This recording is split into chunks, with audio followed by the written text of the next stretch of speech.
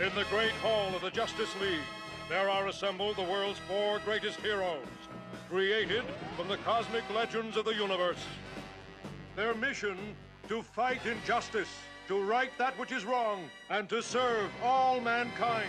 We're back! No glove, no love. Let's go. Hello, everybody. Once again, welcome to Spinnerack. And today we're going to be talking about one of our top shows, Vikings. Of course, as usual, we have our main man, Cal. And you know me, Big Business, we're ready to talk about this show. I know we've missed a couple of episodes, but today, we've missed a couple, all right? But we're going to catch up on them right now. We're going to go from basically from episode 3 to 6. Let me tell you off the top of the charts. This is like one of the best shows out there. If you're a Game of Thrones lover, you need to be watching this show. The main character, Ragnar Lothbrok, if he is not one of the best enigmatic figures out there, I don't know what to say. He's always playing the long game, and you just never know which way he's going to go, even when he's running slow.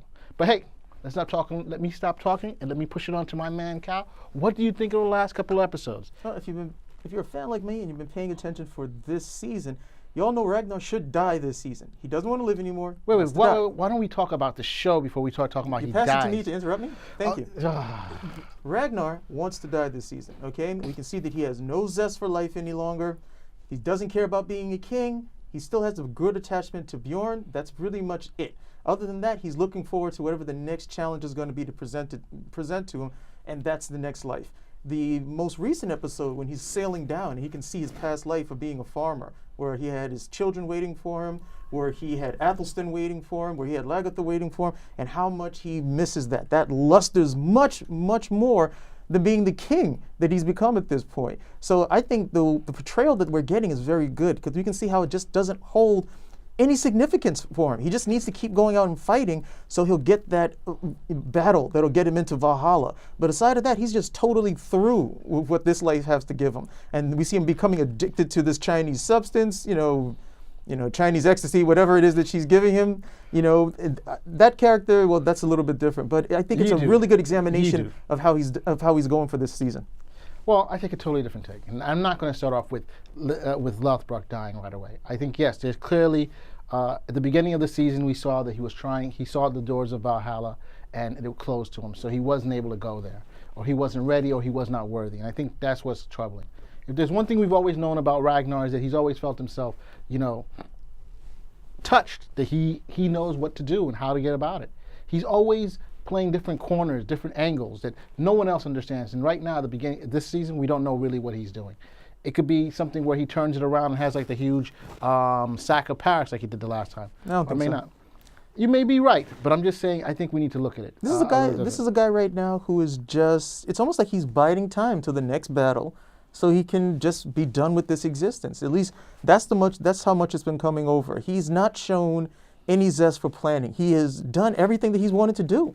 The biggest thing that he wanted to do is sack Paris. He's done that. There's nothing else. There's nothing. There was other things. Remember just going to England? That was before, when he was at the very beginning of the season. Right. When he accomplished that. He accomplished that. Yeah, he went to sack Paris. But I mean, there's much more. What? What's after Paris? There's just more sacking. There's nothing else. To actually have another kingdom in England. Remember, all his people got slaughtered as soon as he left. He did all of that. Right. He's done it all. Okay. So, the fact that community didn't succeed didn't mean that he didn't do it. Okay. He's done everything that he set out to do. Everything. Had he been able to, if you set out something to do and you said, hey, I'm going to start a community here as part of my kingdom, and it doesn't succeed, you have to try again. It doesn't seem as though you're just going to let it stand down. No, he doesn't have to try again. Okay, because he's already done all these things, successful or not. Okay, I totally disagree. He's done all of these things. I totally disagree. But hey, let's look on something that we agree. What do you think about Lagertha and Kalf? How do you feel about that?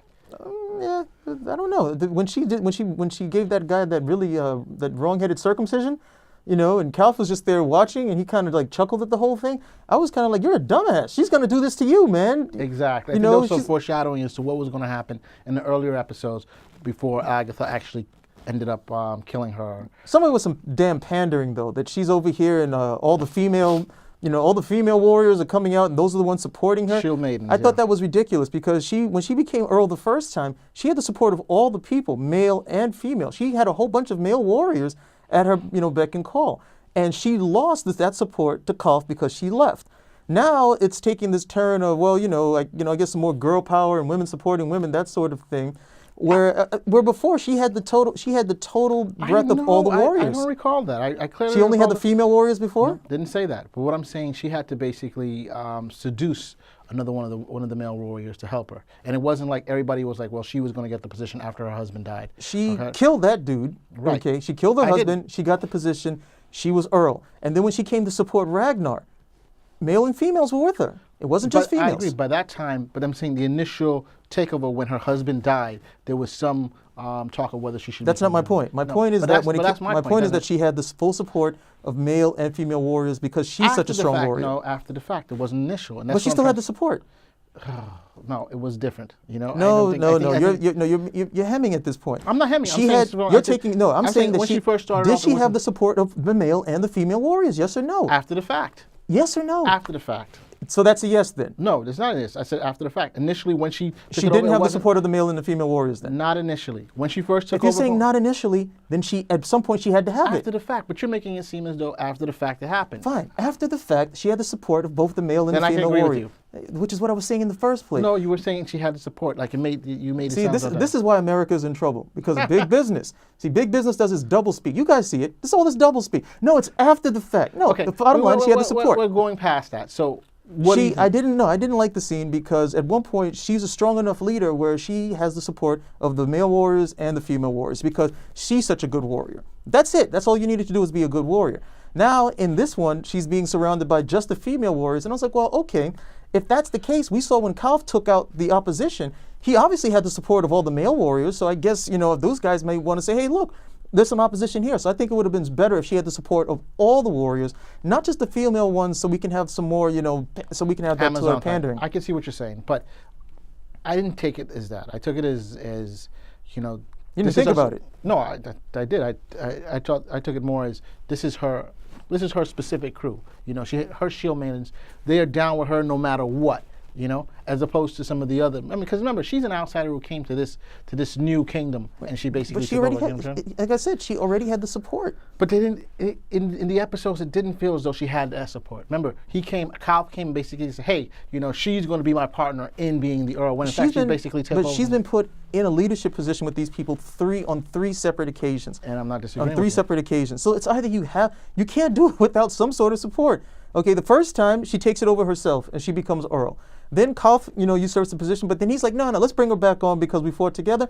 The people are with it. And now she takes out Kalf, and he's like, he's dead. And the people again, they start cheering, they cheer her name enough, like, okay, so we're going to come over here and do this. So it's not like she doesn't have the support of the people. And then when we go for that, it just looks like, for me, it's just pandering. It's not necessary. If you want to show how great a warrior she is, she should have the support of everyone, not just the shield maidens. Got it. So what do you think of Bjorn in his development in the last couple of episodes? I like the fight with the Berserker, but I don't think Bjorn is going to really shine until Ragnar's gone. I kind of disagree. I think I saw Bjorn actually started to grow. I mean, going out into the frozen wilderness, fighting the bear. Bjorn means bear, basically. Yeah, great. He learns to fish, kills a bear, kills a Berserker. Fine, but he hasn't shown any leadership. He doesn't show that quality that Ragnar has, that thinking out of the box quality. But that's the difference. He hasn't shown it. Ragnar is like totally out the box. You're like, what the hell is Ragnar? You go through the episodes and you don't know what the hell is going to happen, and then Ragnar pulls a rabbit out of a hat. That's a different story. Right. So Bjorn, again, that's why I'm saying I don't see anything, with him. I don't really see him getting a chance to shine as a full character as long as his father's there. He doesn't, because his father takes over all that area. He doesn't need to think like that. His dad's there to do that. It's no different. If your wife is going to do all the dishes, you don't think about doing the dishes. Same thing here. You're funny, dude. What do you think about the scenes in Wessex? Is it even moving the story? I'm still. No, it's not. They're unnecessary. Totally unnecessary. This whole thing about the son of Ragnar and the son of Athelstan, it's almost thinking like these little Jesus kids or something of that nature. Totally unnecessary. So we don't even need to focus on it. To be honest, look, the reason with this season, or rather, what I'm really looking forward to with this season, is to see how Ragnar, how it all ends up with Ragnar. What do you think about the Wessex story. I don't want to talk about Wessex. There's nothing going on with Wessex. Let's talk about Ragnar. That's where the story is. I agree, but there are other elements happening in the story. Okay, are those elements entertaining? No, they're not. I thought the Rollo. What about the Parasite? Rollo is actually funny because Rollo has been a bitch-ass punk since the start, and he just keeps rolling. He just keeps rolling out. Rollo. When we first met Rollo, what was he doing? He was trying to get Lagertha. Were they sleeping together in the first season? I can't remember. No, they weren't sleeping together. Okay, but he wanted his brother's wife. Then he wants his brother's position. Now he's gonna go against him because he's got this position in Paris. Rollo is just a... Yeah, I know. You don't want me to say it again. Okay, I can see you smiling at me. I won't say it again. Family show. But Rollo is just a punk. From start to finish, he has really kept in that character. He has lived in his brother's shadow. And now this is the best that he has ever had it. He's got some French girl turned out because he can speak ooh la la français. And he's like, I'm not giving this up. I can't give this up and go back just to being this guy's brother. So after 4 seasons. Why should he? You know what I'm trying to say? I mean, anytime he's gone with the Vikings, he's always been a pale shadow of his own brother. Mm-hmm. I mean, Rollo may have been a great warrior, could even have been a great leader, but as long as Ragnar is there, everybody's but a pale imitation of him. Well, that's what I said about Bjorn. Exactly, that's what I'm trying to say. So until Ivar shows up, and then they'll be. I don't know. You got this mad on for Ivar. Who's going to get like some special power from Odin, since Odin popped back up recently, or rather he packed that up last episode. But so what do you think about that, the Owen Aslog? I don't care. She's a trollop. She cheated on the husband. I did like that scene. And he didn't cheat. He didn't cheat on her? No, he didn't. When he was in the cabin with Yidu, he didn't cheat on her? No, that's after the fact. She cheated on him already. That's after the fact. Oh, come on. Okay, she cheated first, and she cheated with Odin, no less. I love that situation where she was talking to him about trust, and he just gave her 2 quick cuffs. She was like, this is about fidelity and trust. He's like, I can't trust you. I left you here. And we all understand. Those slaps he gave were not because she cheated on him physically, but because the kids. He left the children with her, and Siggy ended up dying. And he's like, well, where were you? Why was Siggy taking care of the children? That's why the children are coming with him, because he knows his legacy is through his sons. So, I mean, when Aslog first came, I thought she was a very enchanting, very entrancing type of character because she seemed to be a little bit of the next world as well. She had that future sight and was able to make the predictions. But, her character just showed to be extremely weak. When left on her own, she wasn't able to tend to Ivar. She wasn't up to the task. She needed divine intervention to take care of the child. I think that had more to do with the fact that that the way her character was written. And I kind of disagree with you with Ivar because she's been his biggest supporter. I mean, basically she's still breastfeeding him, man. I'm not saying that's not support. That's not. It's a little bit above support. But remember, that's not above support. That's not support. They wanted to kill him. They wanted him to die. Remember? And so basically, she has basically said, "No, this child is going to. This child is." What is it that you see in Ivar that you're such a big fan? Tell us now. I just think he's going to be No, forget the history books. What have you seen so far that makes you such a big fan? I like the feisty little kid. I like the fact that what Ivar did during the show. I mean, during the one of the episodes. I think it was the last episode when he killed the kid. When he was in the axe, he didn't like being. This get me in. He took out his axe and he just like. Killed the kid right then and there, And then the fact that his mother gave him to who? Floki. To Floki, So we already know that he's going to be a very important character in the future. In either in opposition to his father or in opposition to his brother. Well, he's not around. He's not going to be around. We know, but we're just saying in the show. We don't know what's going to happen unless the character who's basically carrying the show decides, well, that's it, I'm done with it. I can't see him leaving anytime soon. Ragnar basically has to say, he is the show. Bjorn is the one I look forward to. If they decide to, I'm hoping they decide to continue the show past Ragnar dying. I would love to see that happen. I don't know if they're going to do it. But Bjorn is the one who I really look forward to seeing because the vengeance that Bjorn takes because of the murdering his father is of an incredibly epic nature, and I would love to see that portrayed. I just don't know if they're going to be able to do it without the charismatic nature of Ragnar still on the show, if people are going to still want to tune in. I think they will. At least the revenge right after Ragnar dies. I think if the way this season is coming on is that they're foretelling us that something is going to happen. Ragnar is going to do. We see air, we see the snakes. We know something's happening. Ragnar is not in the whole mood of the game. We see also Bjorn growing up, becoming a man. I'm not sure. I'm just not sure that Well, Ragnar's distanced himself from this. He's distancing himself from this world. every time there's the sessions going on in Kattegat, he's on a rooftop just looking at it from a distance. He's distancing himself in terms of his spirit as well by taking in all of the those herbs that are giving him that psychedelic trip, so he doesn't have to stay connected over here. And he wants that final distance from But if he's a true warrior, how do you get a true warrior? You have to be involved. You have to get into a battle. He just has to die in battle. He will not make it into Valhalla if they don't think he was a true warrior. He's a true warrior. We already know that. He's gonna die, he didn't make it in the last time. He's going to die. Look, we all know how he's going to die. He's going to die. He's going to die in a battle. It won't be with humans. We don't want to ruin it for anybody who hasn't read a history book. Okay? But, we already know that part is already done. Again, great season so far. Love the characterization with Ragnar. That's the main reason why I watch.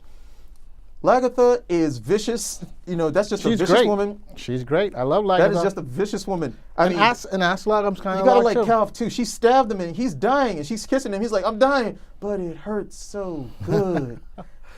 She knew he was trying to kill her son. She's out there fighting pregnant. I was like, these women are like kind of like, I don't know. She's either really, really confident or really loped out. The maternal instinct isn't really what it needs to be. Well, he tried to kill her son. He tried to kill her son. She doesn't know that. Yes, she does. No, she doesn't. The only person who knows is Bjorn, because Bjorn didn't even know who sent them. Right, but Torvi told him that because of the ring. But he hasn't told Lagertha. Oh, I didn't realize that. He hasn't told Lagertha. She doesn't know anything about about you guys that. And even if that's the case, Calf is dead. Okay, it's the other guy who's still alive. This person, she would have already gone after him if she thought that was the case. But hey, for me, I'm wrapping up. Hey, I'm looking for Vikings. Great show. Okay. If you're like me and you like, see how I did that? You like, yeah, you like history. If you like history, okay, this is history unfolding. It's just been a really good trip, and I'm looking forward to the rest of the season. As you hear, Spin the Rack out. Thank you.